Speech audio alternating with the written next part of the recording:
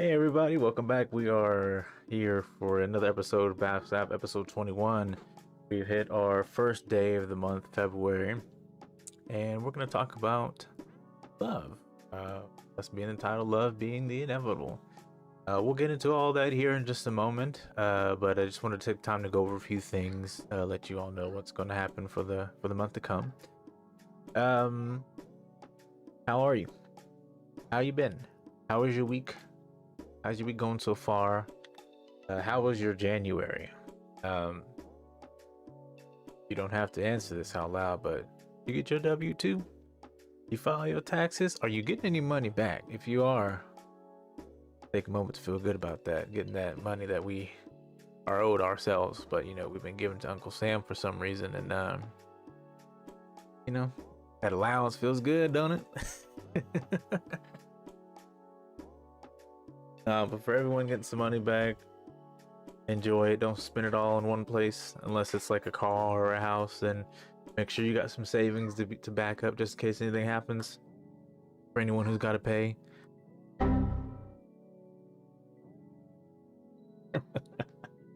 I know how that feels. It sucks. It sucks. So I want to thank everybody for stopping in, whether you're streaming or viewing on YouTube, or just Twitch. So I don't necessarily celebrate, but I actually wanted to do something for for once for Black History Month. I was just reminded that it was Black History Month, like very recently, and I was like, oh, I almost forgot. Um, Nothing specific as to why I don't celebrate. It's just I don't know. I've never really. I get why the month means something in Black American culture, but to me, I think it seems like it's a low offer. It was a low ball to just be like, oh, here's a month. I think you know throughout the entirety of the year, like, we should be able to plant certain things to represent the history and the struggles of not only Black Americans and slavery and the segregation and the civil rights movement, but also any other nationality and race that was in arms, in aid and assistance with everything changing.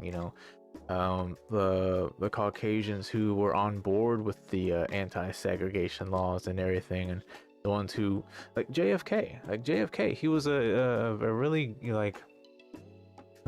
the iconic symbol pioneer of being Caucasian and saying, hey, this isn't fair, but that's him being the president. At one point in time, that he would be one of the biggest ones, but he wasn't the only one. And just the more notable because of his presidency, but that's what I mean.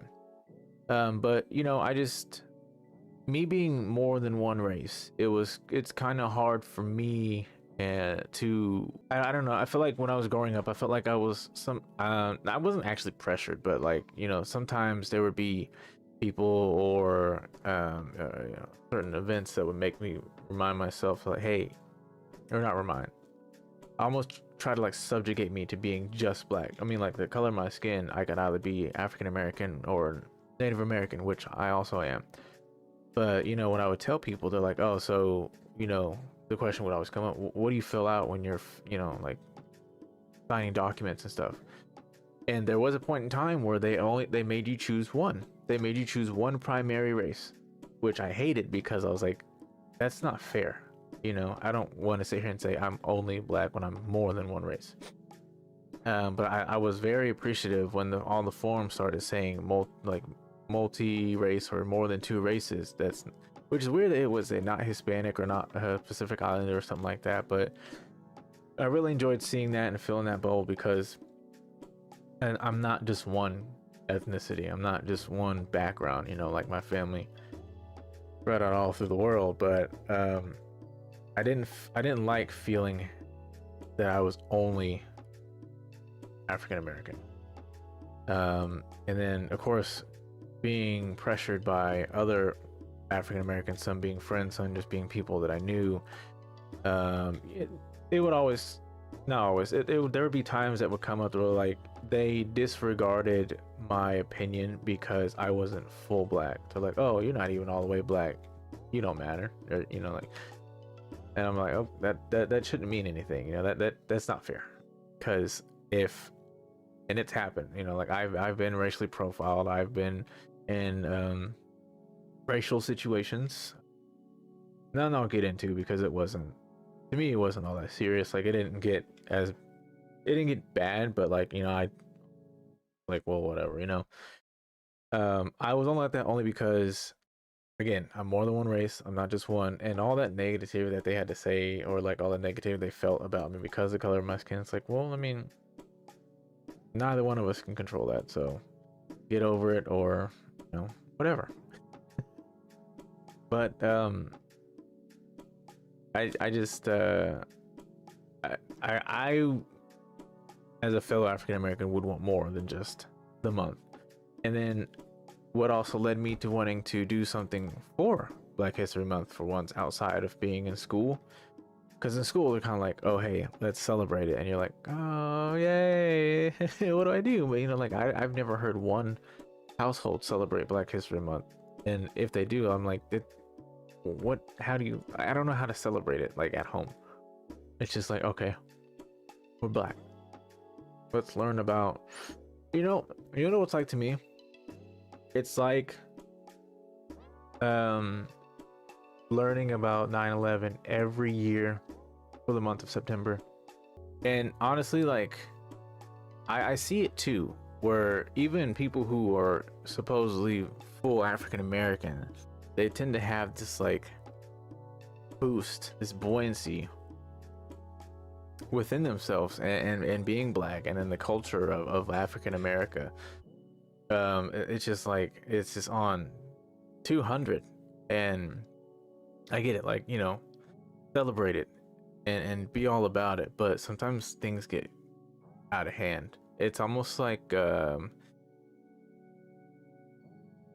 sometimes it gets out of hand to the point to where like when Black Lives Matter was at the peak of of its movement, you just started seeing videos of people just shouting it for no reason.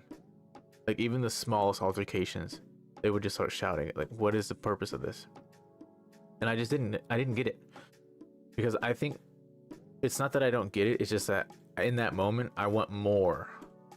I want better for the situation. So like, and my mind skips to just like, instead of kind of like being able to sit and like actually understand these people who are doing this. I get why they're doing it, but I want to skip to the point to where, hey, how can we do better? How can we be better? And I feel like that's why it's not that the Black Lives Matter movement failed, but it plummeted, because there was just like, we got to phase 1, we got to phase 2, but then like there was no phase 3, because then there was like an implosion in the infrastructure. Then the people who started the Black Lives Matter movement were starting to get upset with people outside of their headquarters, like around the nation. They're like, we don't know why you're doing this, because we don't know you. You're not the actual Black Lives Matter name. And then I've also heard there's a theory that like Black Lives Matter movement was like a whole scheme kind of thing. I don't know, I won't get into it, but like I heard that too, and I was like, oh yeah. But to kind of wrap up my little tidbit rant here, yeah, I didn't really know how to celebrate it being more than one ethnicity. And then of course, like, some people look at you like, oh, are you going to celebrate because you are black? Or, you know, I'm like, well, I acknowledge it, but what more can you do? Like, oh, we're learning about the same people every year. I've never actually learned about, I have 3 people that I'm about to talk to you about right now. I've never even heard their names, which is crazy, because yes, I could have did more research, but when you're in school and you're forced to do papers, or like you're forced to celebrate it by doing homework, you don't want to do it. Like, I didn't want to do the research. I had no motivation to do it because it was all based on a grade.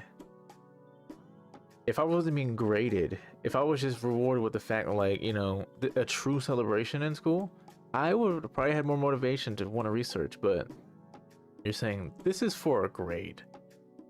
oh, we're celebrating with me making sure I pass or fail. No, no motivation at all whatsoever. And then I had lack motivation in school anyway because of stuff going on, but it was a whole thing. And because I'm older and I have a platform, and I want to be open to things, I wanted to take the time to really learn people I haven't heard about, and learn their story, learn their struggle. And it all ties into this month's topic, which it really hit me when everything came full circle as to why I wanted to do it. So without further ado, I'm going to give you 3 names that I researched in light of Black History Month for their influence with the anti-segregation and the civil rights movement and just racism altogether. Man, I had a decent time researching what I researched, and I'm glad I did it. A whole new perspective on that part of history for me, and what it means to me and how it's impactful. So I stumbled upon Miss Audre Lorde. She was born 1934 and passed in 1992. She was a known poet, librarian, and activist for the feminist and equal rights movement. Her love and ability for poetry began in high school. She attempted to use her first poem as an assignment in class, but it was rejected. So she took it a step further and submitted it to 17 magazine, in which published it for her. That became her first big poem. She was a lesbian, and she kept it a secret. And I feel like she was a very good, prominent icon for the civil rights movement, because not only was she African American, she was an African American woman, and she was an African American woman who was a lesbian, gay, and at that time, that's like the trifecta. That's an absolute no. And she, even though she kept it a secret, she lived her life. She stood her ground. She would frequent downtown lesbian bars. So that's where her hangout was. That's where she felt comfortable, and I commend that, because she didn't let anything stop her from being her. She didn't let anything stop her from being a woman, in progressive times, might I add.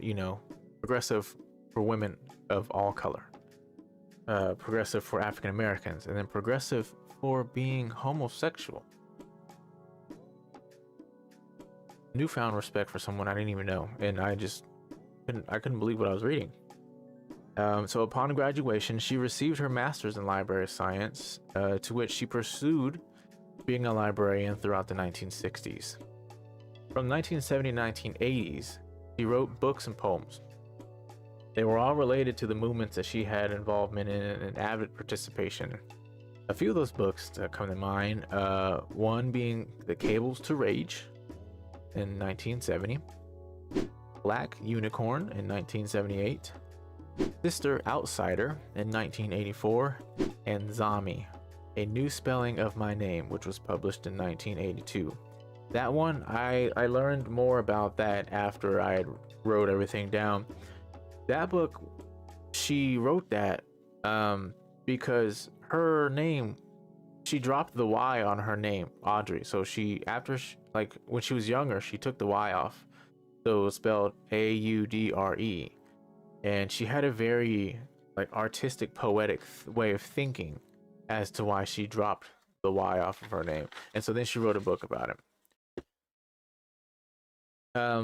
In her later years, she was unfortunately diagnosed with breast cancer in 1977, and then about 5 years after that, in 1983, liver cancer as well. Due to her initial diagnosis, she felt that there wasn't enough awareness for anyone who was African American, an African American woman, and an African American lesbian who was a victim to cancer, thus propelling her to write the book The Cancer Journals. In 1981, she was awarded American Library Association of Gay Caucus Book of the Year. In September of 1992, she delivered her last reading before succumbing to her death in November, just a couple months after that. There is a documentary that's dedicated to her and the time that she spent in Germany, called the Berlin Years of 1984 to 1992. So, around the time that she had learned about both cancers, she just took a trip to Berlin, and what she did there was the same thing that she did in America. She fought for equality, fought for women's rights, fought for the civil rights, like the German civil rights. And I guess racism was pretty big over there as well. I mean, I guess with it being Europe and all that, there was a lot going on there, even outside of America. But she was a prominent figure not only in America but also in Berlin, Germany. And I think she also went with her wife at the time as well. But her and the group in Berlin coined the term Afro-German, and they started the Afro-German movement.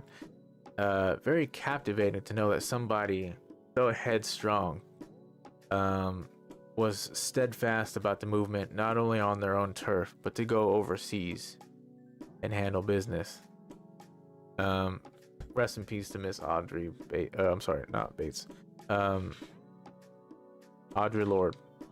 I did actually get to the chance to hear some of her poetry, and I think it was in the last reading. You can find the last reading on YouTube. There's a video. I believe it's about 27 minutes long. She does, in fact, have a very good skill with words. She's an outstanding poet. And yeah, be sure to check that documentary out. I didn't actually catch where it was that you can watch it, but I'm sure if you do some research, you can find out where. So next on the list, I have Miss Daisy Bates. She was born in 1914 and passed away in 1999. At the age of 3, her mother was killed and tortured and killed by 3 men. They were Caucasian. Again, this was in the times of segregation and civil rights. Up until that moment, she did in fact have a friend. Her name was Beatrice, who was Caucasian. After that, of course, there was this growing disdain that turned into hatred for white Americans from Miss Daisy Bates because of what happened to her mom. And it wasn't only just because her mom was tortured and killed, but also that they never, I think what I read is that they never found the culprits. And when I think they stumbled on like 1 or 2 of them, they weren't tried for what they did. So she got no justice for her mom's death. And then, of course, around that time, her dad bailed on her. So, like, her dad gave her up to a family friends, whose name Orly and Susie Smith. They became her new parents, like foster parents, I guess you would say. Orly, her now father, she really looked up to Orly, her new father. I guess they had a really good bond. Her new mother or foster mom, Susie, not so much. I think Susie was more of the disciplinary and I guess a bit overboard with it too. But Orly was just, I guess, a very prominent figure and also father figure for Daisy Bates. But with this hatred that she carried with her, she was able to talk to Orly on his deathbed. And I have right here the last words that he gave her before he succumbed to his death. So Orly stated, "You're filled with hatred. Hate can destroy you. Don't hate white people because they're white. If you hate, make it count for something. Hate the humiliations we are living under in the South. Hate the discrimination that eats away at the South. Hate the discrimination that eats away at the soul of every black man and woman. Hate the insults hurled at us by white scum, and then try to do something about it, or your hate won't spell a thing." I can't sum up too many more words that you could pass on to your child, especially child that you didn't bear, one that you took in. I can't add too many more words that will lead them to a more prominent future than what he had spoke, especially in those times. And when I read that, I got chills, because it resonated with me, because not in a racial sense, but I understand her hatred and anger. Again, I didn't have any issues with anyone racially, so to speak, but I did at one point hate people, and I just had this growing disdain for some reason. But I wish I would have been able to have someone like Orly give me those words. I think I mean, obviously I've been told something similar, but I never actually let them one ear and out the other. But me being an adult, and then of course seeing that she was said this very young, in her teens. Yeah, she was a teenager when Orly passed away.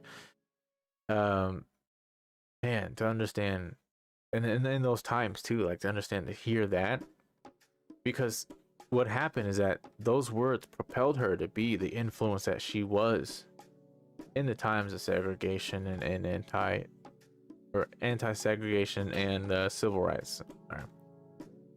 So, you know, from that point on, she would go to meet who afterwards became her husband.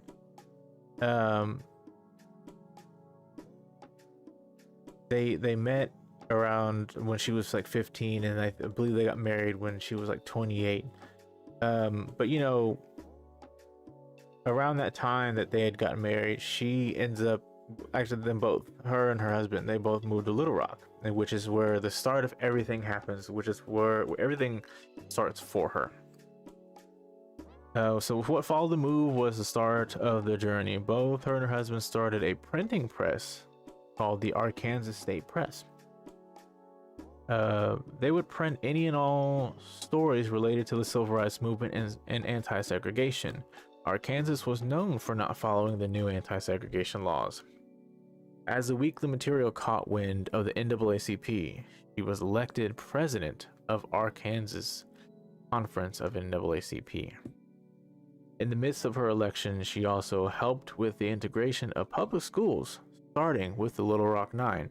I didn't actually get a whole lot of information on the Little Rock Nine. You can definitely do some research on that if you're interested. But was a big move for anti-segregation, because that's when the bill was passed, and then they were supposed to start implementing African Americans in what were once known as all-white schools. So now there was an integration that was supposed to happen. Arkansas being one of the states that were like, nah, don't care what you say, we're not letting it happen. So the more that there was pushback, the more stories that were being accumulated for the Arkansas State Press to release. And the more circulation those papers got around, NAACP got word, and then they started to involve her and her husband, and they were started to working alongside with the Arkansas State Press and NAACP. So huge moves at such a very young age, very, very inspiring. So not only was she working integration and working guiding assistance with the Little Rock Nine, but she also received praise from Dr. Martin Luther King Jr., who in turn was the guest to their home. Upon working together, they had him over for dinner. They talked politics pretty much, and just how they see the path moving forward. He was so impressed with what they've done and what she's done.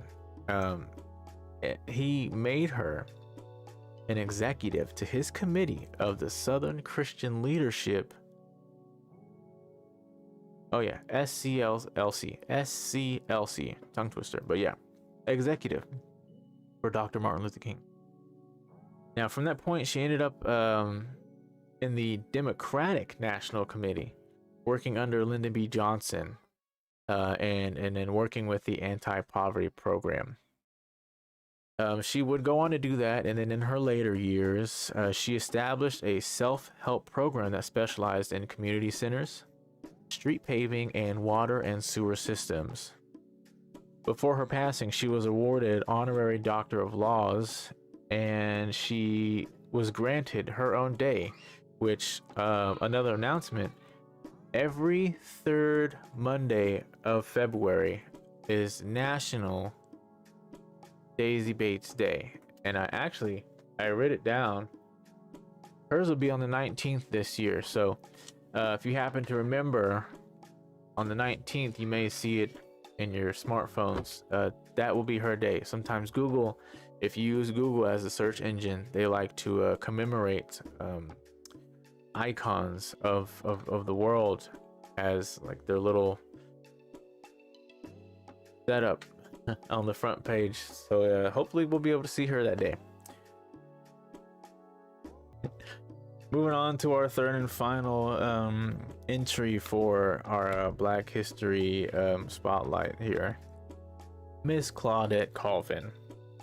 Now, Miss Claudette was one of the very first to refuse giving up her seat on the bus.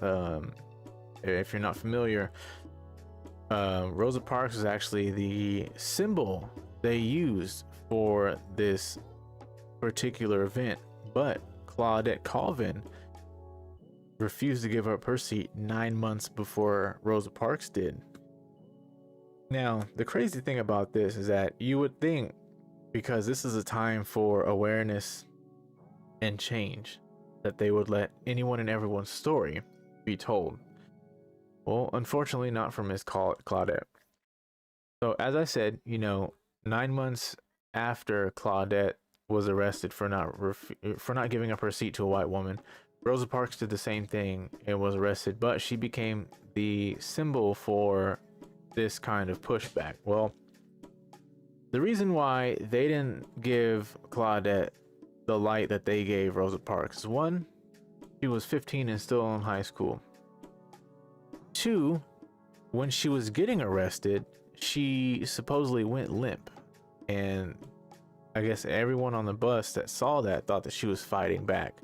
The cops also stated that she hit them, or hit one of them, and so she was charged with assault, battery,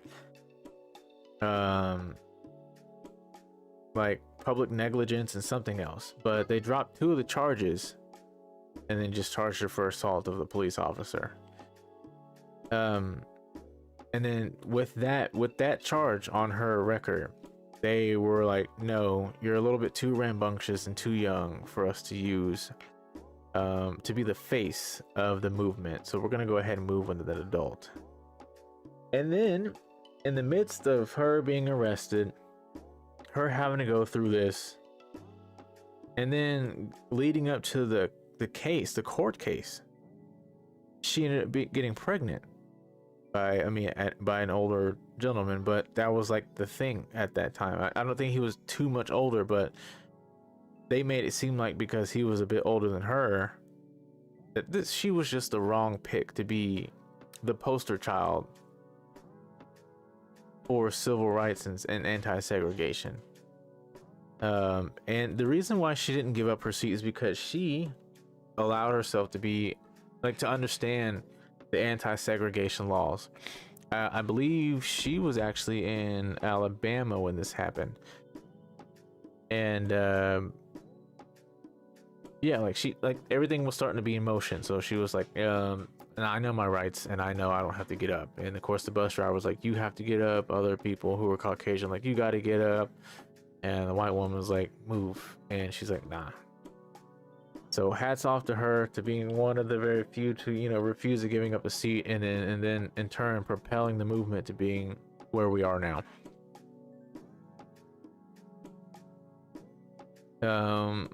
So in the middle of everything, after Rosa Parks got her light, leading up to the case for Rosa Parks, there was an actual court case called Browder versus Gale. That was a huge ordeal in changing everything, because not only was Rosa Parks on trial for that, but one of the 4 plaintiffs that was also on that case was in fact Claudette Colvin.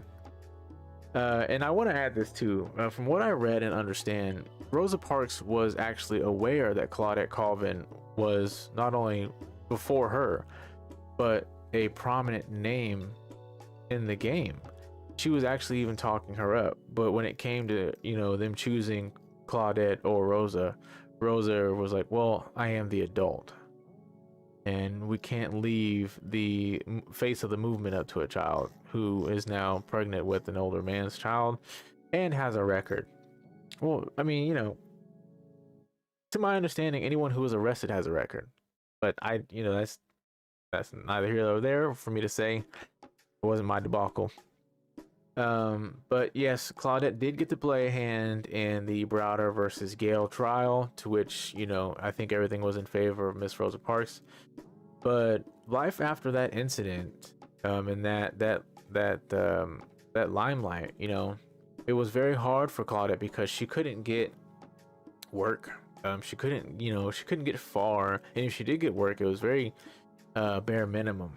Because of her record, everyone knew her to be the one who fought back. They're like, oh, you're a police fighter, like, oh, you're gonna give us problems, and we don't want that. So made it very hard. She ended up moving to Detroit, and then from that point she became a nurse's aide for all of 35 years before retiring.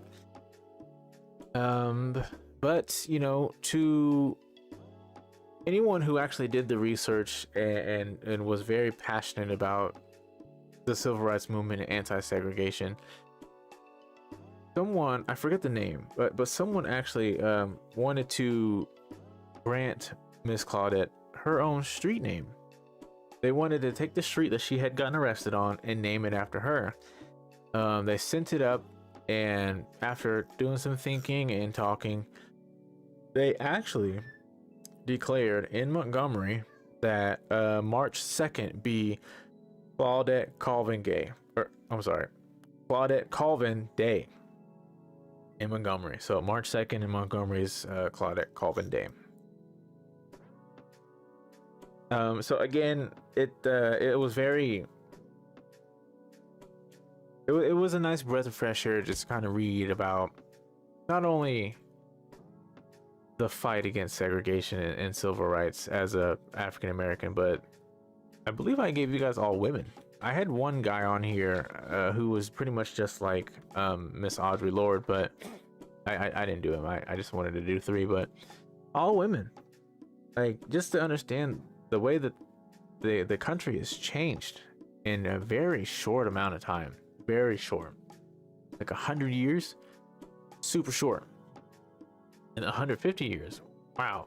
And like, there are those people who think, oh, slavery was 400 years ago, get over it. 400 years was 4 grandparents ago. 4 grandparents ago. Like, think about that. Like, in your life, you'll live through 2 of them if you're lucky. 4 grandparents. So if you can live through 2, that means 40 years before you were born, there was 2 still living. Like, that's how far back 400 years ago is, or that's how close 400 years ago it was. Not that long ago. And like the way that everything's shifting and changing, and I don't think some of those people who are still racist don't understand. If there are people who are still racist from that point 400 years ago, there's no getting over it because it's still happening. But to take things a step further from the perspective of someone who's been on the wrong side of racism, yes, we've been through this for about 500 years now. It's short, but it happened. It's not my story, but it's the story that gave me the freedom today. But also, the amount of racism has diminished tremendously since that time. It doesn't mean it only means that it's way less, but that means so much, because you can walk on the sidewalk as an African American, and depending on where you're at, what neighborhood you're in, you guys can cross paths no problem. There may be some thoughts because like you're kind of wired to think that, but you would never act on those thoughts. If I was Caucasian walking past an African American man, whether he looked like he was put together, whether he looked bummy or homeless, whether he looked like a gang member, whether he looked like he was just a street hoodlum up to no good, and yes, they're different, I wouldn't exactly just walk to the other side of the street in fear. One, I know I don't know what could happen, but also I don't know what could happen. So there's no point in making a move if I have no idea what's to be happening, you know? And that's just an unnecessary move. I know in a lot of places of the country it's bad, like the violence is bad, but that's not on one specific person. Violence is bad because that's just how the neighborhood is, and that's unfortunate. But what I'm trying to say is things are just dying down, and the racism has dwindled dramatically. Yes, it's still there, but we're pretty close to weeding out the ones who are still holding on to the racism. Now, the ones who learned it and who are like, oh yeah, no, I'm racist because I feel this is right. Like anyone who's like 60 and younger, you know, eventually when you stop having the influence of those who are like 80 and older, who are actually like racist, saying it twice doesn't make it even more, who were in fact racist, like, you know, to the core. You know, like it's like once they're gone, it's like you have no one influencing you on to be that way, and it's only a matter of time before you have no one to influence that way either. It's like your next of kin won't even be like that sounds about right. They're like, no, that's stupid, it's just a skin color.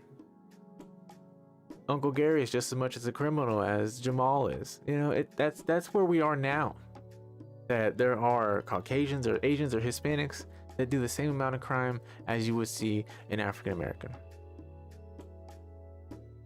But with all that, to segue into this week's topic, is that with not only fairness, equality, and kindness, but with love, were we able to see life change for the better. Not only was love present for justice, but for passion, for peace, and for hope. Where there's love, there is a deep understanding, an essential trait for the key of life. Now, what does love mean? What is love? Baby, don't hurt me.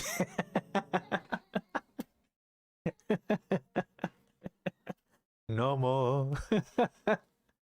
Oh, I read it and I had to do it. I wrote it down and didn't even think it. I just thought about it now. That's funny. I'm a comedian. Don says, I'd always baseball swing the damn ball when I first tried tennis.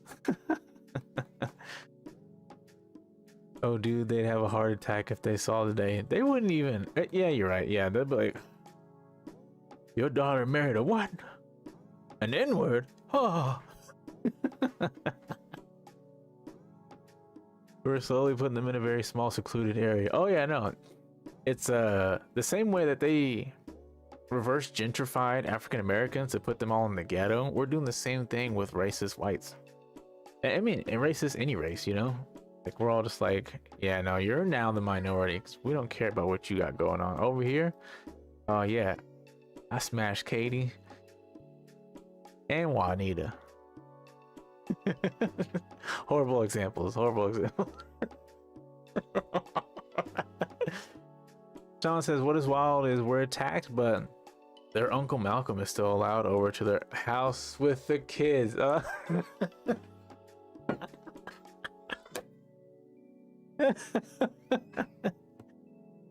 Yo, the crazy thing is racism was a thing, but we're still letting Arkansas be Arkansas. we're letting the boondocks of Alabama be the boondocks of Alabama, if y'all catch my drift. Y'all over there living like the hills have eyes, but you know.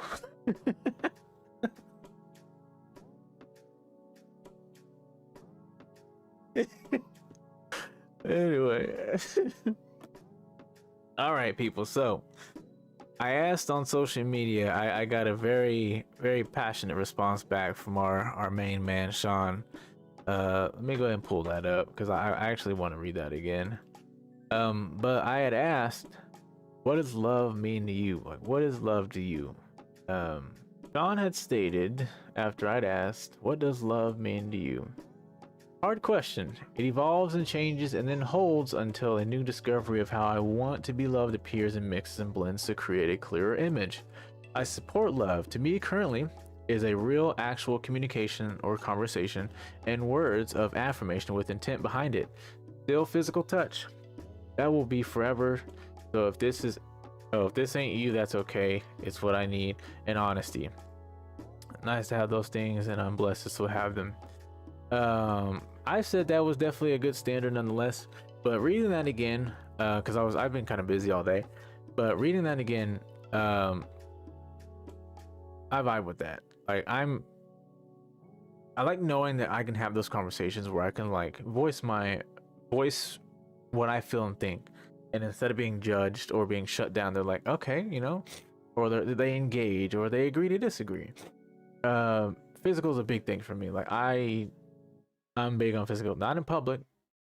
For some reason, like especially like in public, like we can do little things like small kisses here and there, holding hands, hugging and stuff. But you know, I don't know. I guess I'm just kind of old fashioned that way. But I definitely, and not like the kind of like clingy physical. Like I'm more of like a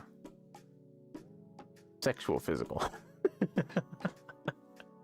But like I don't know, like I've always been that way. Like I know if I could have that with you being my partner, and not, I remember when I was younger, we used to do like, I was one of those who did it multiple times a day. I was just weird like that, you know, but I have more of an understanding and respect for partners today. But I said partners like I'm not married. Before I got to where I'm at now, you know, I'd be like, I mean, I get it, you know, like I can't do that to people, do it more than one time a day. It hurts. Not me, but it hurts. But you know, and the time's wasted, you know, you don't want to lay around doing nothing all day. I got video games to play, like get up. No, I definitely, like, for some reason, like I don't have to be, but I would really appreciate it if physical was like a big part of the relationship. Because it's not that I just like get myself off and then like be like, all right, cool, what do you want to eat? Like, no, it means so much more to me. Like I feel like I really get to show my pleasing abilities. I won't go too far into that because this is not the right week for this conversation, but I'm definitely big on physical. I'm a physical lover. I used to be the emotional one where I could write poems and be sweet and stay on the phone all night, but no. Never again. So I took the time to really understand the definition of love, even though I'm 32, going on 25. You know, we can say we know the definition of love, but do we really? I don't know. But what I have here is that love is an emotion or affection for someone or something. Or it's a high interest in something, you know, not an obsession, but a love, a passion. In a romantic sense, I would suggest it not to be confused with obsession. Now, there's a difference. I'll get into that here in a bit, but there is a difference between love and obsession. We're going to get to know it, but wait. Now, the actual ideology of love is broad, very broad, because you can, like I just listed here, like, you know, there's passion, there's like a small interest, there's neutral love, there's like heavy love, like what's the thing that people like to say? I'm a I love hard. Yeah, how we allowed ourselves to start saying that is crazy. There was a comedian who actually made that line funny. I can't remember who said it, but it was pretty funny. But no, like, I love hard. Like that's crazy. Like that's actually crazy, because like if you love hard, I can't do anything, and I'm pretty sure I'm using what was said in the joke, but yeah, like I can't do what I want if you love hard. You're just gonna be jealous as hell. And then, oh, I'm sorry, I love hard. Like, take it or leave it. It's like, no, you need to calm down. John says, physical for me is a touch, a hand running through my hair, a hug. That's not one armed with a pat, but an embrace where they don't let go and hold you because they know you actually need it. What does that even mean? Love hard? Love hard? In what sense is someone loving hard? I just want to. Now that you say it like that, I'm like, what does that actually mean? I love hard. And you know what's crazy is that people would use that as a sense of like, oh, well, like I like to shower my partner with gifts. I like to, you know, text all the time to make sure you know I'm getting in. No, really, it sounds like you're clingy. You're clingy, and then it's like borderline controlling. You loving hard means that you get to text me whenever and you're expecting a response, or you're gonna get upset about it. And then you being upset, I'm not supposed to be mad because you're upset. I'm supposed to be understanding that you're upset, that I'm working and you decided to text me 15 times, acting like I'm supposed to respond to you like I'm not out here working. John says, little bitch, instead of loving hard, say you love very deeply and get a little passionate with my partner. Yeah. But you know, like we live in the era where people just repeat what they hear, what they see and hear, and they're like, oh, that sounds good, I'm gonna use that. Oh, that sounds like me, I'm gonna use that. Like, have a thought of your own. Anyway, love. I did take the time to understand that there are a few types of love that we express or we see common today. You know, for instance, love with friends or family. Love for material, food, a career, you know. There's conditional and unconditional love. Crazy to believe, but there is. And then self-love. Self-love being a big one. We're gonna start off with friends and family, because that one was a huge one for me too. As you get older, you start to understand you want some alone time. You want, you know, like you want boundaries to be met. Like, you know, things need to go your way because you are now the adult that can enforce the rules. You're not the kid anymore who has to follow them. I mean, you still have to follow them, but like now you have your own space, you got your own stuff, so you can tell people. Now, when it comes to friends and family, a common way that we practice or we see this is that usually there's more love for your family than there are your friends.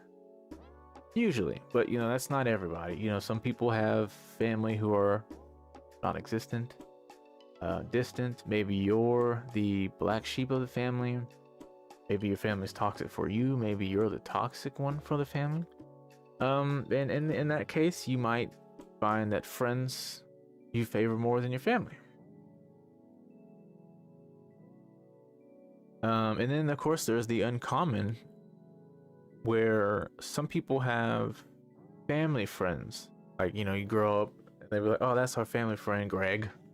Greg's here. Greg's coming over. Open the door for Greg, you know. Having that family friend that watches you grow up and then you watch them get old.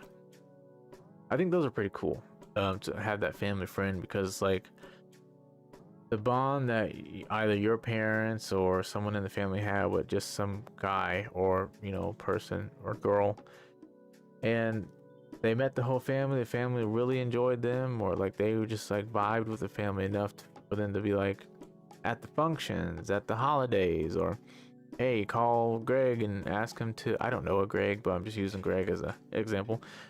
Call Greg and see if he can, you know, like it. And it's just like, we use the term family friend, but for me, I'd be like, that's family. That's family right there. Be like, yeah, that's Greg, that's family. I don't say family friend. I don't think I've ever used that term for myself, because if I consider you that close to me as a friend, you are family. And that's a lot of my people. But you know, whether it's friend or family, we do allow ourselves to feel and express the emotions through comfort, security, and relatability. Now, I want to ask, for those in the chat and watching here, are you the type to have ever met someone and immediately felt like you'll be their friend forever? Like you guys will be friends forever?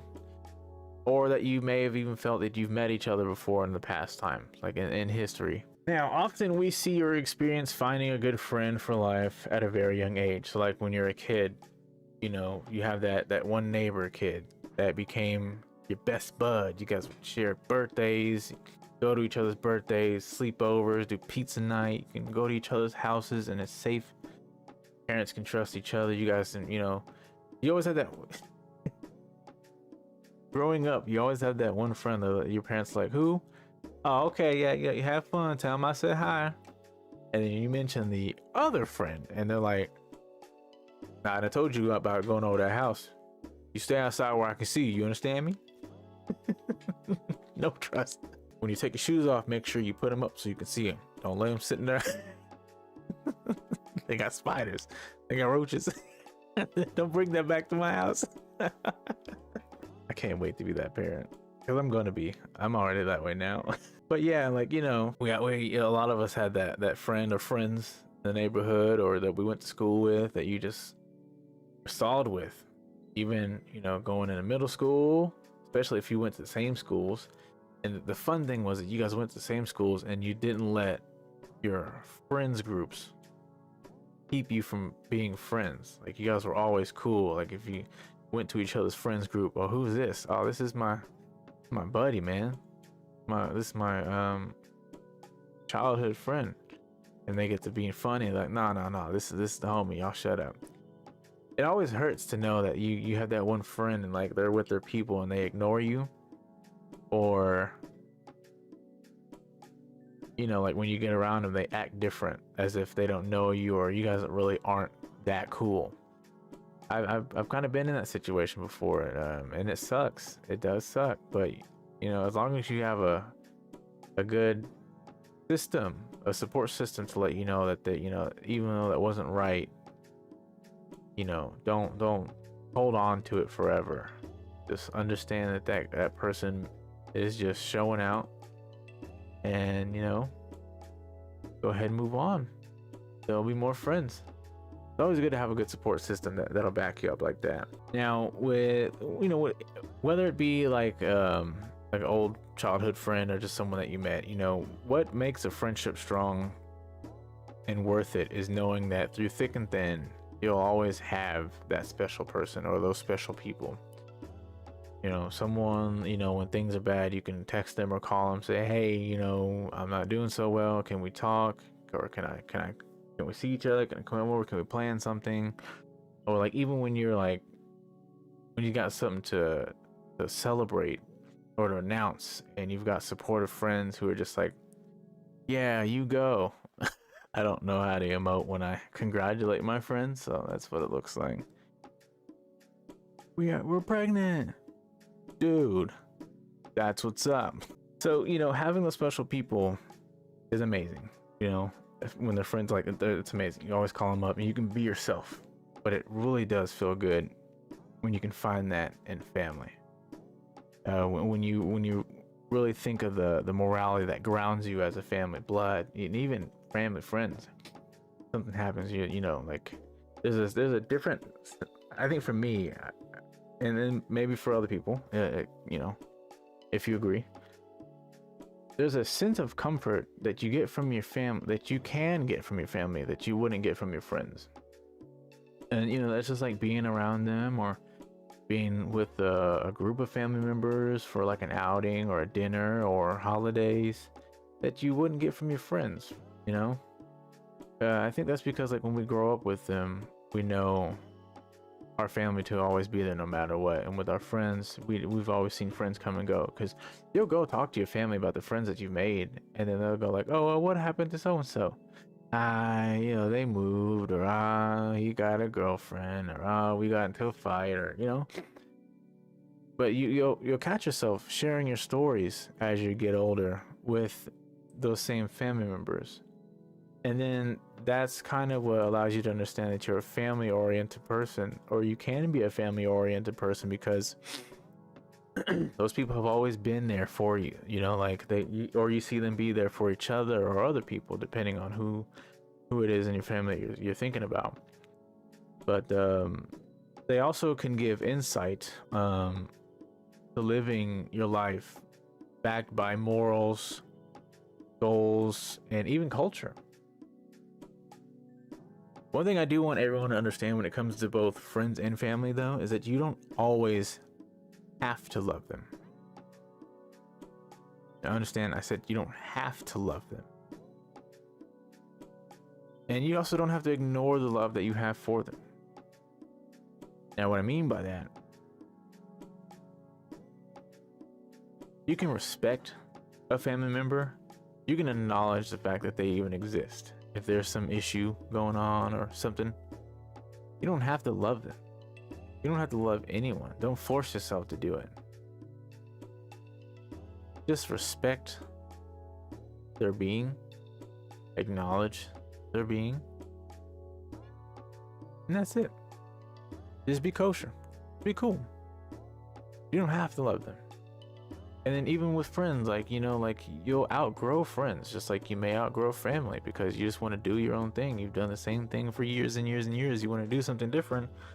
Same with friends, especially childhood friends. Sometimes, you know, there's people who just either stay stuck in the loop and you've outgrown it, and not that you don't like that person anymore, it's you don't care to do what they still want to do, what you guys still used to do.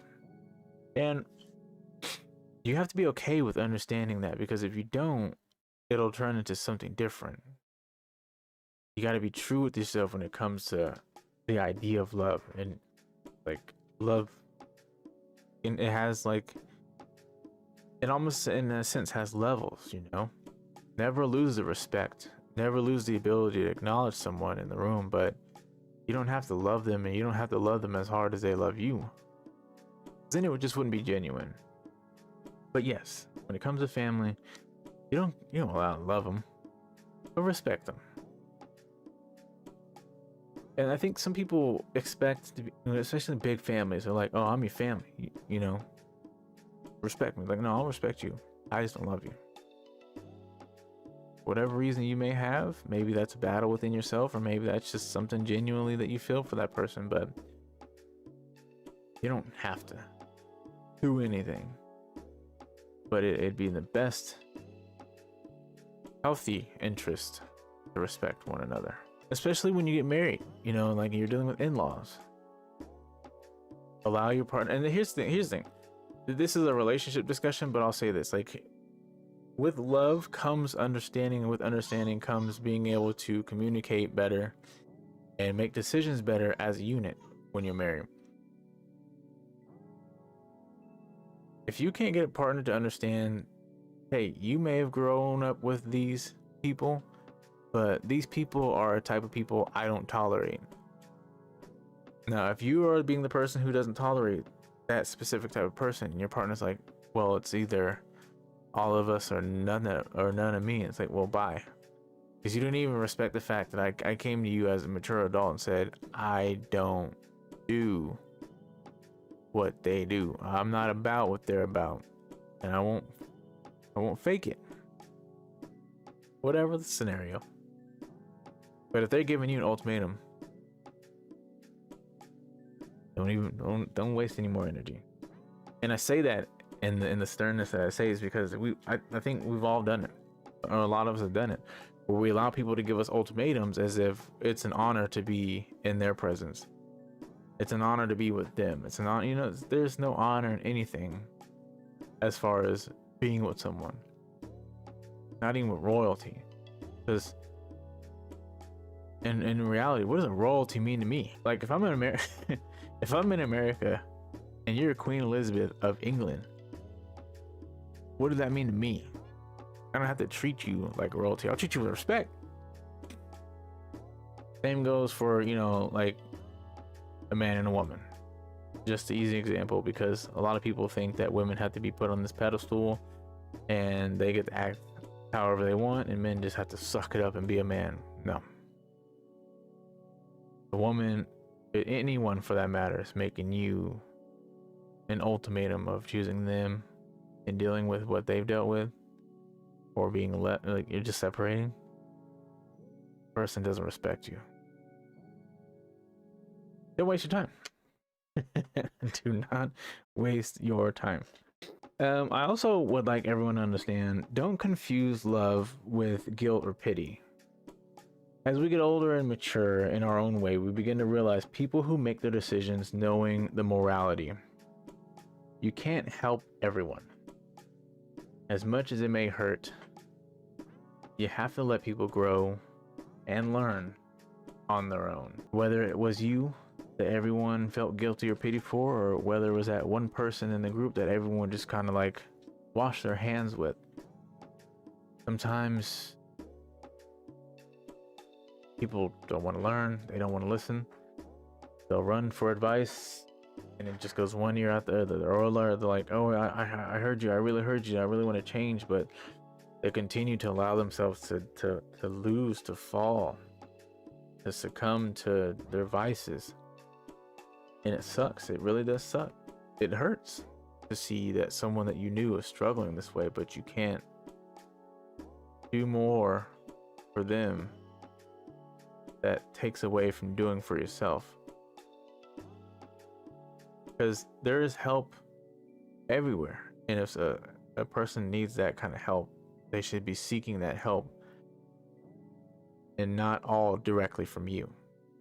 They should have the respect enough to say, hey, can you help me get in the right direction? Can you help me do this? Instead of just relying on you as if you don't have a life to live on your own.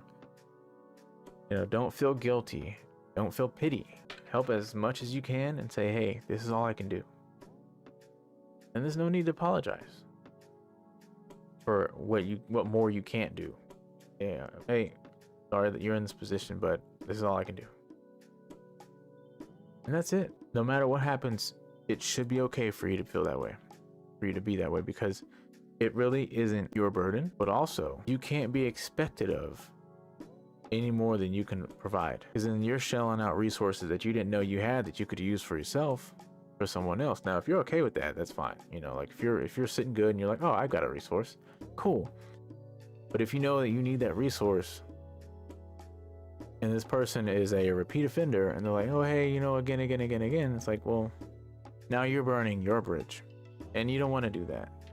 Sometimes people just like the attention and they don't want the help, and as unfortunate it is to hear that, it's the truth. You can only help some people so far, and then you just got to be okay with being firm. And that's love, because if you were to continue to help someone like that, you're enabling them, and that's not love. If you're going to sit there and watch them hurt themselves or continue to kill themselves in the manner that they are.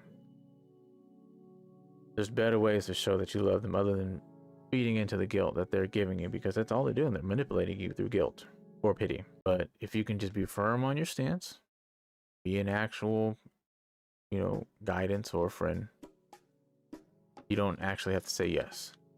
You don't actually have to give up anything. Give what you can. You kind of lead them in the right direction. Now, while I'm transitioning here to the next topic, I will say this. I'm no genius at life. I'm no guru at this.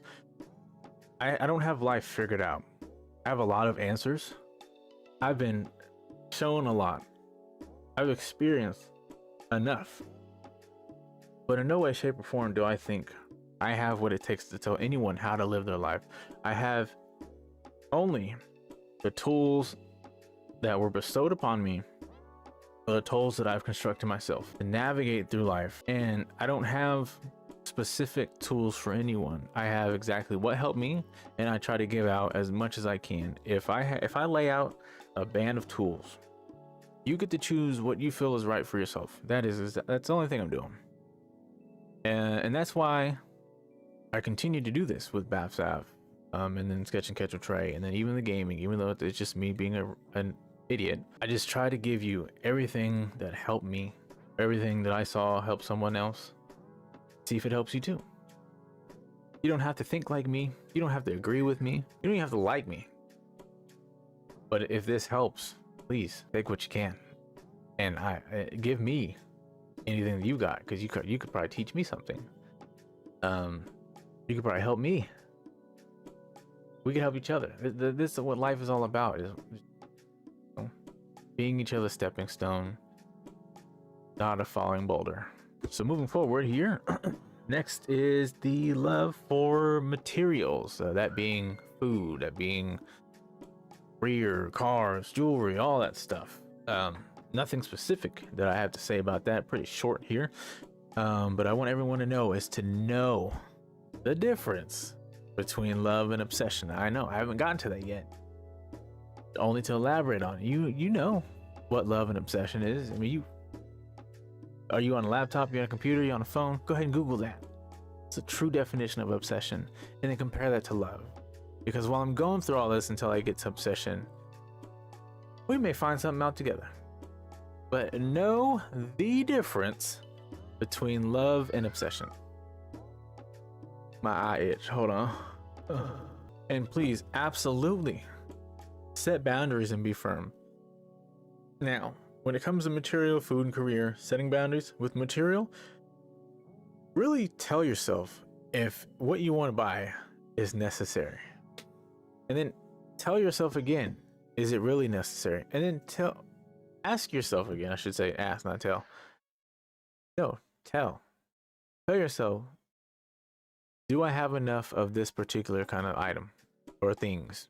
Because yes, don't go, but, and then go buy it. Wait. You wait and it's gone, wasn't meant for you to have it. You didn't need it. Saves money. But if you wait and you go to purchase and it's still there, I'd say give it a week. Give it a week. If you can wait a week and you save that money and then whatever you want to get is still there, have at it, champ. Because now if you're on a bi-weekly pay period, you've got another week before, depending on, a lot of us spend our money as soon as we get it, but you've got up to a week before you get paid again. So I know, like with me when I was younger, like between the ages of 18 and 25, 26, I would just buy stuff. I'm like, oh yeah, no. And then I sit there and have to calculate how I'm going to spend the rest of my 2 weeks before I get paid again.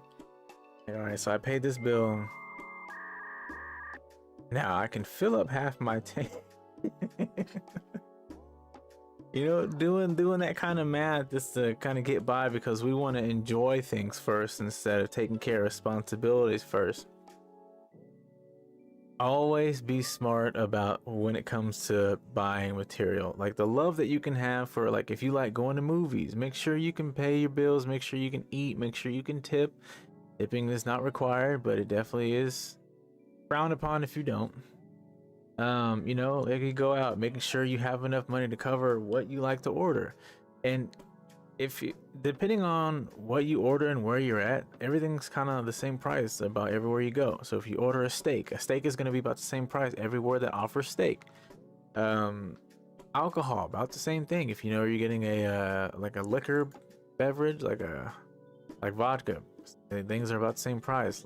Tequila, probably like $1 more, right? But everything's about the same price. Beers, everything on tap is about the same price. Depending on what region you're living in. Like if you go from the West Coast to the Midwest, things are probably cheaper in the Midwest. But always be prepared. Like have an idea of what you're gonna spend and then double it. That way, if you get to that amount, you're like, oh, I still want to have a little more fun. I got a little more leadway. I learned that the hard way. I'd go out with like $40 and then order one thing, and that one thing was like $25.88. I'm like, and we're staying out till how late tonight? Boundaries with food: just don't eat too much. Allergies: just don't take the risk. Location: don't eat anywhere that's dirty or has a history of being dirty. Just don't even do it. Presentation is also a thing too. Like, just if you know that people are just slapping together 2 pieces of bread and some meat, instead of placing it in the cellophane or the box, the container that it comes in, like some McDonald's locations where they're just like in your burger, and then they send it all in the bag. Take your fries and they just, oh, I made it. All right, yeah. Just go ahead and throw them nuggets in there too. Don't go there. Just don't give them any more business. Let them fail. And then, for career, boundaries would be not letting the boss tell you to stay late. It's not necessarily a requirement, especially if it's not in your what is it, like the document that you signed to start the job. If it doesn't say that it's required that you're supposed to stay late, you can deny that. And if they try to fire you on those grounds, and well, then you can sue, or you can definitely get some good conversation for it, because it's like, oh, I asked you to stay after. I didn't stay. Well, I told you. Well, it's not company policy, so boundaries. Know your limits. I pretty much just went over that. Don't buy too much. Check your responsibilities. Check your health for food, allergens, career. Don't burn, like, and the next thing, it ties in the same. Don't burn out. Like, I've done it before. Like letting a job burn you out because they're like, oh, you're so reliable. Can you come in today? Can you come in tomorrow? Can you do a full shift tomorrow? Can you do a half day Thursday? Can you do a double Friday? Yes. I've only gotten 3 hours of sleep. Oh, thank you for helping. You don't want that. You don't want someone to treat you like that, because what are they gonna give you? Like, if you got a job who's like, hey, we know that you've really been helping, like you put in the work, and we know you're tired, so take this day off, and then here's a treat on us. Thank you so much. Not only are you getting that extra money on your check, but they're like, hey, that's not enough. Here, gift card on us. Go get you something to eat. Get some rest. See you Monday. That's a good job. But when you have the job, they're like, oh, hey, your check's gonna look good. Thanks. All right, screw them. And then with all that, keep aware of your health, you know. With material, make sure you can afford medicine, hygiene, staying cold or staying cool in the hot temperatures and staying warm in the cold temperatures. Yeah. Staying hydrated with food. We've already discussed that. With career, just discussed that. And then, you know, like having a passion is amazing, right? Having a passion for things in life is really cool. But don't let it consume you. Don't be so stuck in your career that you forget the world around you, the family, the friends. I think people who call food a passion are just fat. No, kidding. No, food can definitely be a passion, like chefs, or the thing that Anthony Bourdain did. He went around the world and rated food and tried different foods of different cultures and stuff. That was pretty cool. That right there is beyond passion. That's just wow. I guess I understand the passion for materials because, like, you know, gamer, like gaming, but I now know my limits when I can buy games and stuff. So I've grown a lot. I wanted to talk on unconditional and conditional love, because that one I've dealt with before, but I felt like it'd be a big impact for a lot of people that would hear it, because it happens. You know, like I was just discussing with the work thing, that's all transactional, which is all conditional, because you know, like, oh, hey, stay and, you know, make this more on your check, or stay and we'll give you this and that. Sometimes they can suck, because like you have plans and they're like dangling stuff in front of you, like, oh, hey, forget your life, come work for us. But that can also happen with people, and no one that says they love you will make you feel like you owe them something. That's conditional love. Or when you make someone feel like they owe you out of, you know, whatever reason that you may feel compelled to do that. That's conditional love.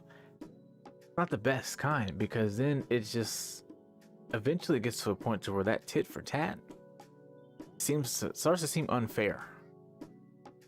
You know, it's like, oh, hey, brought in groceries the other day. You mind going ahead and just cleaning up the house? Freesh. And it's like, hold up. Okay, you brought in the groceries. Cool. You asked me to clean the house. I did that 2 days ago, and you've turned it into a disaster. So how about I rebuttal? You clean the house for the week, and then we're game. Game? Game. And then it's just a back and forth. It's a credits thing. It's like, oh, I did this. Oh, well, I did that. Oh, well, that one time you fell asleep, and I said, no one asked you to do it. That's what it looks like, and it's so weird that people can live that way. Roommates. If you're not really cool with your roommates, or if you got that roommate who is too okay with things, I should say, or the family member, you know, who I guess would be a roommate too. People who are just too okay with like, well, I did this, so you should do that, or even outside of that, like, you know, business partners, like, hey, you know, you wouldn't be anything if it wasn't for me, so why don't we just go ahead and do this? I find it so weird that people can operate like that, and like sometimes because we want so much, or we may want so much of one or two things, like we allow it to happen. I'm here to say there are ways to not allow it to happen. One, seeing the signs. If it's a pattern where someone approaches you, like specifically, like if something needs to be done, and whether they're upfront about it or if they're secretive, like in a secret way, they'd be like, hey, you know, let's say someone doesn't like taking out the trash and they find every way not to do it. Yeah, manipulate you to getting to do it, right? Hey, do you want to take out the trash while I do this? Oh yeah, no, let me take this trash out while you do this small minuscule thing. Because what's it going to be next time? Oh, hey, you forgot to take the trash out. No, because that was, again, you pulled it out of the can, walk it outside. Oh, well, you know, I thought that because I made the bed this morning that you can take the trash out. And that's not a personal scenario. I'm not speaking from experience. But no, that's how it sounds, you know, something like that. But it's so annoying. And it's very uncalled for. It can make things very uncomfortable, especially if you're like family and you're not all that cool. If it's like roommates and you're like let's say you needed a place to stay, and you know, you hey buddy, I'm just really off my game. I need like a month to get on my feet. Can you spare me the couch or the corner of the house? Like anything will do.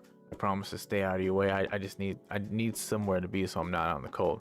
Oh sure, yeah, no. Come on, friend, come on. I got you. And maybe after 2 days or a week, hey, can you do this and that for me? Oh, sorry, no man, I've got something to do today. Oh. Okay, no, sorry. I just figured since I let you in my house, since you're homeless, that you do this for me. Like that would make you so uncomfortable because you know, me, I'd be like, well, I'm Audi 5. Gather all up my stuff and you go ahead and do that. I'm gonna go find me a bench. Because no, I'm not doing that. And yeah, it could be a pride thing, but that thing never stops. And I would never let anyone hold that over my head. Never. I'm a type of person, like, I don't like being in that position where it's like something can be held over me like that, because you never know if that's the only time or if there's more. And if there's more, it's gonna piss me off. So I like to be like, you know what, I think I'm done here. I wouldn't want to continue that. One thing is to be aware of the signs. Like if you start to see, and sometimes it starts slow. Sometimes it's like, you know, hey, do you mind doing this and that for me? If you start seeing that become more of a thing, be firm. Be like, hey, you know, no, I actually can't do that, or no, I don't want to do that, you know. Because then when you start to see someone retaliate to your no, to you being firm, then you know what kind of person you're dealing with, and then you know if you need to make some changes or if you need to confront them, like, hey, like, I don't appreciate how you come to me and getting upset that I'm not allowing you to, you know, to allow, like, to want me to do things and like getting upset when I don't do them. Like that's unfair. Because if the person's like, you know, you're right, I'm sorry, that I have to change that, I didn't mean it, I'm sorry. And if you can see and hear the genuinity in their voice, like, okay, you know, like, this doesn't have to be a thing, you know, I didn't appreciate it, but now that we squashed it, it's just, hey, salt over the shoulder, water under the bridge. We're good. And nothing changes. But if you got that person who tries to, what's the word, gaslight you, or fail to admit or take accountability for doing it, fail, my friend. Fail. Toxicity a bitch, ain't it? So yeah, you definitely got to be aware of the signs, and then that want to be the signs. If you get pushed back from someone who's clearly doing it, and you've caught them, you wanted to confront them about it, like just don't even waste the energy trying to kind of argue or expose. Just go, okay, I appreciate the time and appreciate all you done for me, but I'm gonna go ahead and just make some changes. And again, like I said earlier, did I say it earlier? No, I don't think I said it yet. Don't feel the need to explain yourself. Just don't. Other examples of someone who's on the conditional side. Like, I did this for you, so I got this for you, so this wouldn't be anything if not for me. You wouldn't be here if it wasn't for me. Or one of the big ones, especially with women. I'll remember that next time. I'll remember that. Okay, I'm gonna remember that. Oh, remember it. That shit. Type it out, print it out, fax it. I don't give a shit. Or the big one. You're lucky you have me. That is very conditional. Can't really explain it, but it's very conditional. More toxic than it is conditional, but I'm just like, because in a sense that it's not like, I feel like in that sense they're not even saying it, but they're showing like, oh, hey, I gave you all this, so in time we're gonna get that get back. I also want to note, an unconditional circumstance does not require a credit or keeping score. For instance, let's say me and Sean are out. One of like we're eating, we're getting drinks. Tab hits the table. No, I got it. No, I got it. No, I got it. How about this? I get it. You get it next time. Okay, cool. And let's say 2 weeks go by, we go out, and I pick it up again. Nothing said. Whatever. That's my boy. Third time we go out, I pick it up. I'm not gonna remind him like, bro, hey, it's your turn. I'm gonna just keep doing it. Now, if it's like the fifth time, I'm like, hey, nah, you got this one. But I'm not gonna hold it over his head. Like, hey, like after the meals, I wouldn't be like, I mean, I paid the last 5 times, so I think you could do this at least once. Like, I'm not ever gonna hold that over his head unless it's a good trade, unless it's a good transaction. But how about this? In order to pay me back, I've gotten the tab the last 5 times. How about instead of taking the next tab, you just do this? Is that cool? I would make sure he's okay with it. Like, we would talk about it and we would discuss it. We would negotiate. But if he's okay with that transaction, that's perfectly fine. But I'm not gonna be like, I mean, I've been paying for you the last 5 times. I think you can do something. And expect him to do it. No, that's very forceful and that's very conditional. I'll be like, hey, let's trade. How about this? Let's trade this for that. Boom, done deal. I'm not holding it over his head. I'm not holding a grudge. And I'm at a point in my life now where it's like, if I ever felt that way, I'd be like, hey, I just want to understand where we're at. I've covered the tab 3 times. Do I need to cover it tonight? No, it's okay. I just want to know. Because I might limit the spending tonight if that's the case. Oh, okay, cool. And hey, we good, man. We good. I just wanted to make sure we were on the same page. All right. Like that's unconditional, because I'm not confronting him in a sense of like he owes me anything. I just want to be like, hey, am I covering you tonight? Okay, cool. Hey, all right, but you're not doing 5 drinks. Adding to what Sean had said, being terrified or feeling broken to obedience, you should be treated a certain way before or after a specific event, and it be different afterwards. Meaning, let's say the only thing that can come to mind right now is like sex. So let's say like you and your partner, you guys have been going good for some months, and you notice that sex has been kind of different because it's not that the passion isn't there. It's just like leading up to it, like what it takes to get some sex from your partner. So you start to really look into it, and it's like every time you end up doing the dishes and vacuuming and cleaning half the house, you get a chance to have some ass. That's And that's like, it's not blatant condition, but it is. Because then it's like your partner's waiting to see if you're going to do that. And then they're like, oh, you know what? He didn't. Okay. I'm going to go ahead and back that thing up on him. That's conditional. Because it's like, was there ever an agreement to who does what around the house? If not, that's very not fair, because then you could be watching your partner who's waiting on you to clean up half the house do nothing. But then they're like, oh, you clean the house today? Ooh, you getting some tonight? Why? Because you didn't want to do it? Now you're going to sit here and put no effort in sex too? That's also not by experience. Actually, you know what? I've had a few of those. Nah, that'll stick. Oh, and then, you know, try to never settle just because things seem great or you can handle dealing with them. In most cases, the conditional party is trying to break you or wear you down. Stand firm. John, you're right ahead of me. You're ahead of me. But again, this is more of a, this is both a love and a relationship-based topic. So more on conditional and unconditional love in the next episode on the 15th. So finally gonna go ahead and get into the differences between obsession and love. All right, so let's see. Difference between obsession and love is love has respect, boundaries, and limits and understanding. I know you're probably critiquing me on my my English error there because I said "and" twice. I thought my list was done. Obsession to me is like borderline addiction. Because if you think about it, when you think of people who are obsessed with things, like they tend to do things under no circumstances, right? So with someone who's an addict, under all circumstances, will they get their fix? People who are on heavy drugs, like they'll steal from you, they'll steal from family, pawn your stuff, all that, you know, like under all circumstances, they will get that next hit, they will get that next fix. You know, with obsession, they're kind of like, oh, wait, this is kind of crazy, right?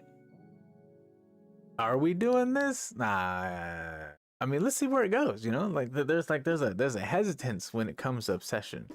Like for instance, let's say someone, we've all known those girls who are obsessed with boy bands or, you know, male singers, shirt off, oiled up body, and they were obsessed. Pictures in the locker, pictures on the binder, you know, in the plastic part.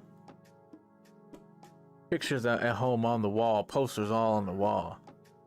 Background picture on their 16-bit cell phone, flip phone. You know, that's obsession. And you're like learning all the lyrics to the song, learning this person's life. As a young girl in middle school trying to learn Chris Brown's life. Pictures all over the place. Know all the music, know all the lyrics. Know all his tour dates and locations. You're not going. You know his favorite colors, favorite food. You do quizzes online to see if you're his match, or if you guys are the same Harry Potter class or club or whatever it is. That's obsession. That's weird, but it's obsession. But like it kind of gets borderline unhealthy because that girl's probably also staying up late at night, losing a little bit of sleep, not too much, just a little bit. Trying to find out that one piece of information that no one really knows, but she wants to be the one to know it. There's loving something, and then there's obsession. When you go to certain ends to feel the satisfaction of this, what you call love, that is obsession. Love is being able to, you kind of ignore the signs and harm of what can be done. And it just becomes more about yourself rather than like the idea of loving like someone. Like say for instance you're obsessed with just someone, like not even of a celebrity. Let's say, because we've known people to be obsessed with each other before, but it all looks the same, you know, pictures all over the place, background picture, like the incessant texting and calling, like hey, answer me, why don't you answer me, hey, you know, just really above and beyond for the attention, for that pleasure and satisfaction. And it's all mental, not necessarily emotional, it's all mental. It's kind of like how someone can be on their phone scrolling through social media all day. I feel like that's an obsession. Because even social media is kind of like a drug to us too. Like, whenever we're bored, we pull our phone out and a lot of us do, pull our phone out and we go to scrolling. And then we're scrolling past a lot of stuff, just trying to find the next hit of dopamine. Getting the, what is it, serotonin levels, right?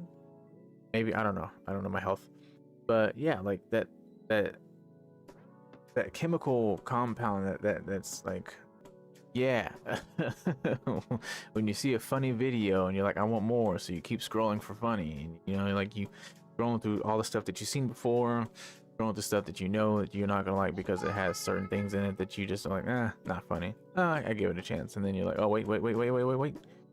Okay, moving on. That's obsession, because it's like you want more of more. And with love, like you have boundaries, you have a limit. Like when it comes to loving a partner, like like, hey, you're tired, I go ahead and let you sleep. You look like you had a rough day, I'm gonna go ahead and give you a break, and then when you're ready, we'll just sit together, hang out. Obsession is ignoring that. Obsession is ignoring that someone's like tired, and like you want their attention, you want them to want your attention. Ignoring the fact that they've had a rough day and like, oh, let me make it feel better. No, just let me make it feel better. I can make you feel better. Probably can't. And then understanding. Like sometimes people, when they're obsessed, they don't want to understand them because all they want is to know that they're satisfied. And then they try to mask it and they try to manipulate you and thinking it's for both of you. And it's not. Can be very uncomfortable and displeasing. So, through all that fun, I hope you understand what if you're obsessed, or if you genuinely, if you have like a strong, hard love for whatever it is or whoever it is. I love hard, that's why I be hitting you up like this. All right, we're gonna round this episode off with the final topic of this today: self-love. Again, this one was a big one for me, and I feel like it's a big one for a lot of people, so I'm a little more focused for this one. So, right off the bat, I want everyone to understand one thing when it comes to self-love. It is okay to be alone. Whether it's being alone because you're single, whether it's being alone because no one hit you up for the weekend, or you didn't feel like hitting anyone up for the weekend, you didn't want to see family, you didn't want family to come over. Be okay with knowing that when you hit that point in your life where you're like, you know what? Turn the phone face down, put it on vibrate or silent. I'm gonna enjoy me today. I'm gonna enjoy me this week. I'm gonna enjoy me this month. Go on vacations by yourself. Go out to eat by yourself. Go see a movie by yourself. Stay home and read a book by yourself. Sleep in. Just go to bed early. Whatever it is that gets you the satisfaction knowing that you had some me time, that's a very, very big plus for self-love, is knowing that, like, revitalize yourself from the depleting energies of being social. We had the talk about the introvert and extrovert in one of the earlier episodes, and people who are extroverts, they feed off being around everyone, but not all the time. Introverts, they lose energy around everyone, but being alone can also be exhausting. It could also sap you of energy. So there's it's not necessarily a balance, but you can always add in that, and it doesn't have to be all the time. Like if you're thinking about it in the sense of being an introvert, like if you're like, oh, I'm an introvert, I can't be around too many people, that's fine. But find a balance where you can be around people. Allow yourself like that social time. And if it's people that you can't be around, find different people, or just be in a setting where there's people around that you don't actually have to directly interact with. For extroverts, you like to be around people all the time. Be okay with just sitting by yourself. Understand who you are without the scene, without going out, without being around people, without the noise. Who are you without all that? Like, really learn that about yourself. But when it comes to self-love, it's healthy to have that alone time. It really is. It's like when you can learn all that about yourself, you learn how much time and energy you've invested, how much you've invested financially. It may even tell you, like, it may even allow you to shed light on who it is that you're actually around. You may be able to sit there and think something that you didn't allow yourself to think, like, hey, you know what? I remember hearing off to the side that this girl had this to say about me, and I let it go because I was having too much fun. But now that I'm actually alone and thinking about it, I didn't like that.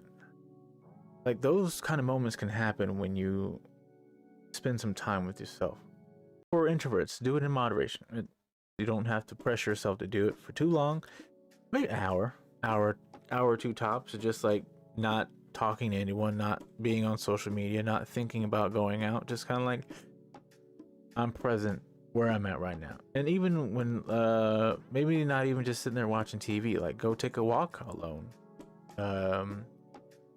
Even working out, like, you know, it's like try to work out to where it's not I don't know, I'm not even gonna tell you how to work out, but I feel like working out also works as well. Another big one that I had to learn, I'm still like trying to like be more prominent about it, but I'm really good at it. It's learning not only to say no when you want, but when you need, and to be okay with it. When you want, when you need, and to also be okay with it. Take it from me, whenever I would tell people no, I would feel guilty because I told them no. I would cringe because I'm like, I don't want to tell you no, but I should say no. So I'm gonna go ahead and say yes, and I'm just going to let it kill me in the process. I got tired of being killed in the process. I was burning my energy, I was burning my social presence, like I was just really giving myself away at times, and I got tired of it because what would happen is that I would hold on to that anguish, that hatred for that specific scenario or that specific pattern, and I'd carry that through the week or through the month until it's like finally something allows me to just let it all go. But when I got to the point to where I was able to just say no and mean it, or no and be like and not make excuses for why I should say yes, I just nah, and then not even have to feel like I had to explain myself. Nah, I'm good tonight. Nah, I'm okay, I don't need that. No thank you. It feels so good to be able to do that, because I remember all the times where I would just be like well, all right, and it wouldn't always be in my favor. So it feels really good to be like, I think I'm okay for today. Yeah, you know, thank you though.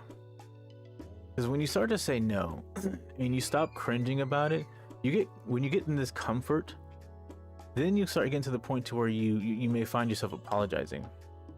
No, sorry. No, sorry. No. So you kind of sound like the stereotypical Canadian. But then you get tired of hearing yourself apologize, because for what?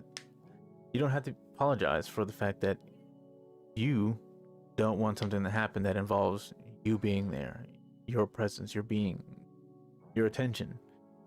So then I got to the point where I was like, no, I'm good. Thank you though.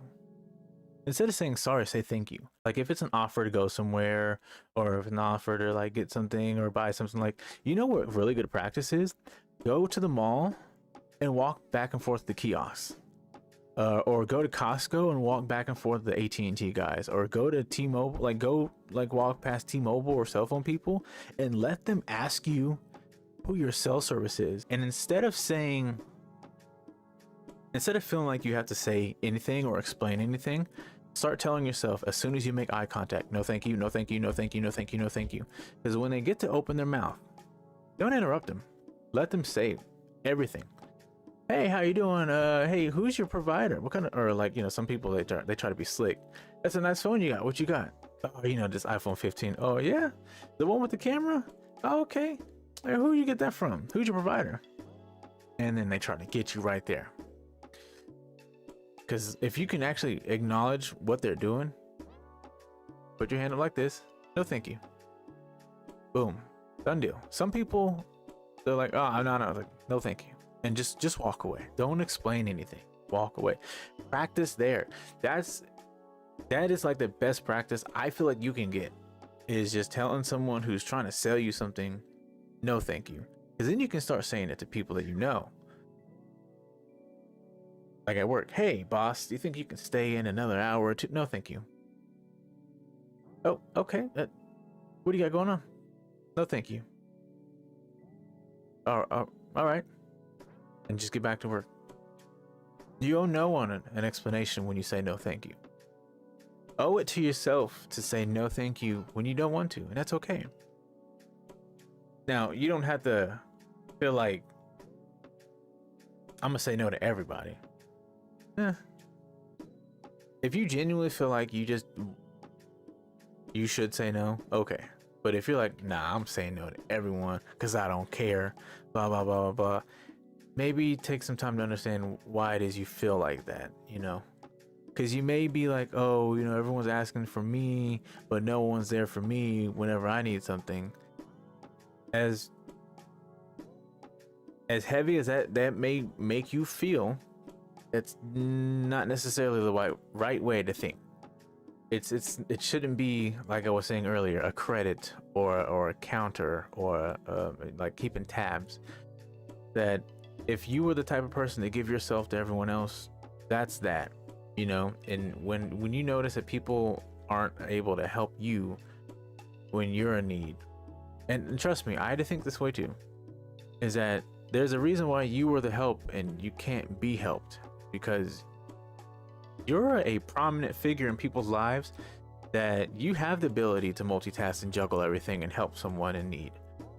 And yeah, when you needed help, no one can do it because they're probably still struggling and they just can't help you. Or maybe, yeah, they probably lied and just didn't want to help you back because that's the kind of person they are. But don't let that burn a hole into your characteristic profile and then cause this rot for everyone in the future. Just understand that if you couldn't get the help, you are capable of being able to figure it out. You have the capability to reserve that patience and understanding. You have the ability to wait it out and go through what you have to go through that no one else can, because everyone else struggled to ask you, to get to the point to ask you for help, right? You were probably like their last stretch. You were probably like, oh, I know I can depend on him. Whatever it was, they came to you and you were able to share yourself. They're not able to share themselves because they're not as prominent as you. And it's okay if you're the person who asked for all the help, but you couldn't provide the help when it was, you know, asked for in return.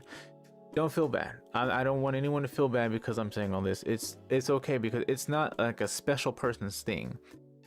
In time in life, all of us are either, you know, we hit points where we can be the help, and then we also need the help. There, especially in the times that we're living in now, like a lot of us are going to need the help. But when we get to a point that we can give the help, pay it forward. If you needed the help and you got all the help, but you couldn't give it back at that time, pay it forward. When you have the time to give the helping hand, do that, because that's where a lot of people who could help a lot were. They were simply paying it forward, or they were starting the process to pay it forward, because that is the genuine pass down of positivity, is knowing that you could pay it forward. If you allow yourself to help someone and then they receive that help and it's all love, they're going to pay it forward. If you're like, all right, hey, you know, glad I could help, and it's a done deal there, no one brings it up, no one makes anyone feel bad about it, it's going to be paid forward. Now, if it's in a negative kind of foundation, conditional, if it's in a conditional foundation, or if it's in a like or even if like you're the one who needed the help and they're like, oh hey, can I do this, and like you don't acknowledge that they needed help, you just ignore them, that's a negative standing, because now the person who helped you is like, oh, you can't even say anything to me. And then the weird thing about it is, like, nowadays it's like someone could reach out to you for help, you don't say anything, you ignore them, but then they see how active you are on social media, it's like, oh, you do know how to use the phone, okay. All right. Well, now it's up to that person to not make it any more negative by just dropping it, and you just, never bringing it up, or, like whenever you decide, hey, I need help. Oh, again, like the last time I helped you and you didn't want to help back. Oh, okay. Yeah, you're getting that. Because that's at the point where you're like, okay, I can only help this much. Oh, okay. Okay. Because then that person is just going to find someone else. But then that person who's helping, who had the help but needed the help, asked the help again. Like, you can be firm about your boundaries. Like, hey, I can only do this for you. And if it's not in the context of like, oh, because you didn't answer my call. Yeah. Keep it out of the negative. Dang, I really went on a tangent there. I forgot where I was. And then that, don't force yourself to be for someone or something if it isn't an emergency and it keeps you from things. Kindly but firmly decline. So yeah. Don't feel the need to explain yourself. I already said that. For anyone who practices, and even in a religious sense, meditate, or whatever it is that you practice. Like, if it's just like religiously, if it's like breathing techniques, if you don't want to call it meditation, or yoga, whatever it is, where you can find your inner peace and become serene with yourself. That helps, because not only can you do that, and if you know how to meditate in a way, in the sense that you can actually center yourself and you can actually check in with yourself, then you can have those talks about anything. Like, if you're the type of person like me, and Sean might understand too, if you're the type of person where you can sit there and chat with yourself to get answers, that'll help. But then also speak out loud. Don't get stuck in your head. Because if you have a conversation with yourself out loud, one, that's not crazy. Not crazy at all. You are a person. You are an individual. You are someone who can speak. You can also respond. You can talk to yourself. It's okay. Talk in the mirror like that. The people do for pep talks all the time. Why is that the only time that you can talk to yourself?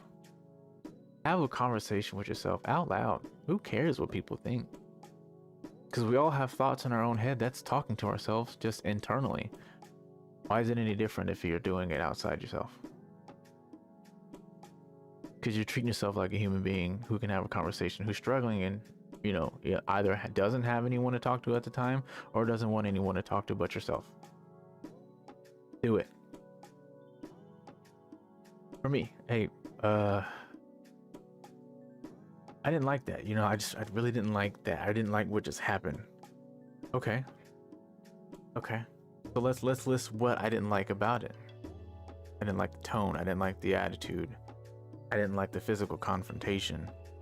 I didn't like how I was busy and I was forced to stop doing what I was doing. I didn't like how it made me angry. I didn't like how I got angry because I didn't want to be angry. I'm angry because I got angry. I'm even more angry. I didn't really appreciate that. Because once you start doing that, you get to a point where you can really understand the resolve. Talking verbally to yourself, you just start finding resolves a lot differently, a lot better, smoother than you would be in your own head. Because in your head, it's just like a boggled space. It's like taking a water bottle and shaking up water. Nothing's coming out, but you don't actually know what you're doing chemically to everything on the contents inside of the bottle. You're not making it any better by shaking it up. It gets all bubbly depending on the contents of the water or the container and the fluid in the container. It gets all bubbly, so you're just kind of changing things up until it all settles. That's what thinking inside your head does. Just shaking it up, causing things to just build up till it all settles. You solve nothing. But if you talk it out, one, you're releasing that energy that got you so built up, that got you so confused, that got you off your normal game. And then you're just letting everything out. You're venting. And you don't always have to talk to yourself. Start with yourself and then find someone else to talk to, because if that's how you calm down, you can be a little more clearer with your approach with someone else to get a second opinion about whatever it is you're talking about. Let it out verbally. I didn't like the tone, but I got angry. Why did I get angry? Well, I didn't like that, but I knew I shouldn't have got mad, and I told myself in the moment I shouldn't have got mad, but I don't really like that. But I know if and when there's a next time, to tell myself when I catch it, because I caught when I got mad and I just let it happen. Talk myself through it. Hey, just don't let it happen. Don't let it happen. Don't let it happen. It's okay. Yeah, I'm upset that I got mad, but I'm okay now. And it'll be a lot better next time. Yeah. Just really didn't like that happened, but next time. Like, you'll notice that you're just like, if you move your shoulders, let them sink, move your neck, work yourself a little bit, just like get the tension out of your body. Kind of breathe and relax as you're talking to yourself. Have that conversation. And if it helps, I think I've said this before, if it helps, record yourself. Record yourself. Do it like a voice recorder, or do like a camera recorder. Just talk. Hear yourself saying everything that upsets you or everything that you need to get off your chest. And then answer yourself when you're a little more calmed down. Or just watch yourself. Listen to yourself. Listen to the tone that you've taken to make that recording happen. Because when you hear it, you're like, oh man. And then you start to allow yourself to really understand, like, I was really mad about that. I was really upset about that. Or, no, I get why I was mad. And although it was right for me to express my emotions, I shouldn't have acted that way. It's just being able to understand you, and the best way to understand you is to talk to you. That's how we understand. Like, you have to. The way that you understand people is the same way you can understand yourself. Whatever that method is, mostly the method. I don't know what method it is you do to understand people, but talk. Like, listen to yourself. Physically, emotionally, spiritually. Owe it to yourself to really just be like, yeah, we got this. Just say, we got this, because it's you. And if you're talking to you, yes, it's you, but it's you talking to you. Because in a better context, what you're doing is that you in the present is actually your future self talking to your past self. But when you can sit there and evaluate after everything has happened, no matter what it was, and you can think back on what happened, and you speak it out into existence, that verbal conversation with yourself, what you're doing is that you're relaying all that to your past self. Your present self is now your future self, so now you're relaying all that energy to your past self. So in time, the next phase of you is actually going to be able to live this situation, this scenario, a lot easier. But yes, check in with yourself. Treat yourself in moderation. Don't go splurging.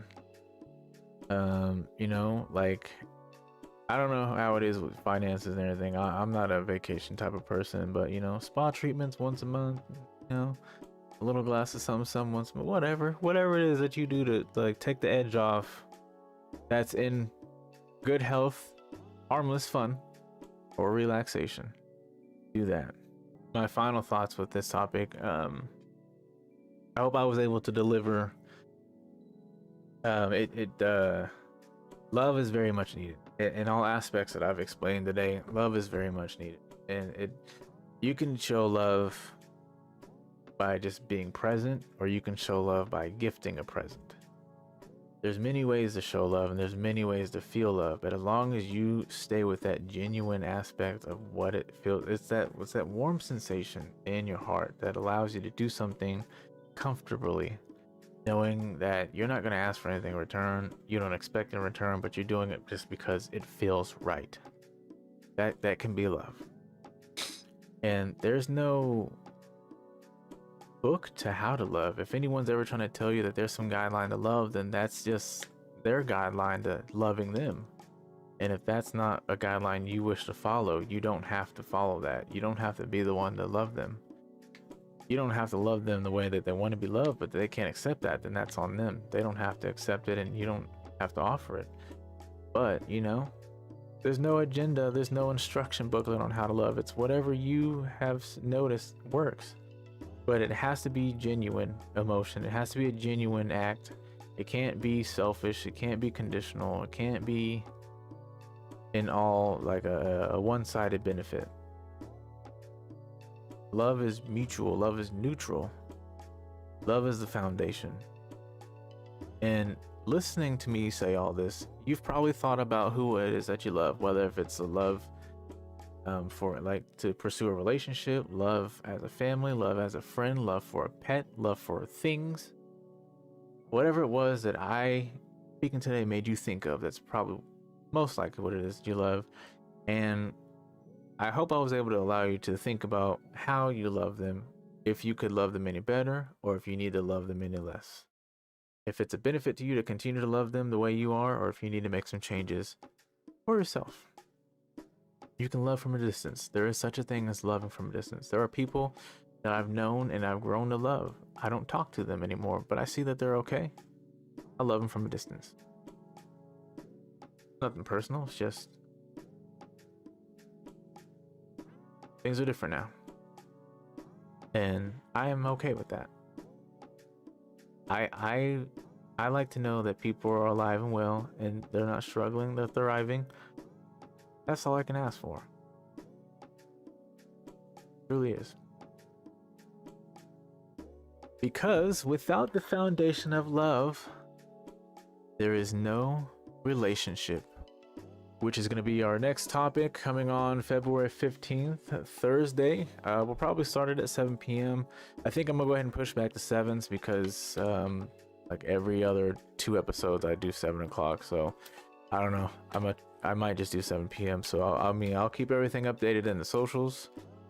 I am gonna take this time. I hope everyone has a wonderful month, wonderful February, wonderful weekend. Make sure you stay dry, stay safe, stay prepared. But to everyone viewing, watching, thanks so much for stopping in. Thanks for taking the time to see this. I hope it helped. And then I will see you on the next stream. See you then. Everyone, take care.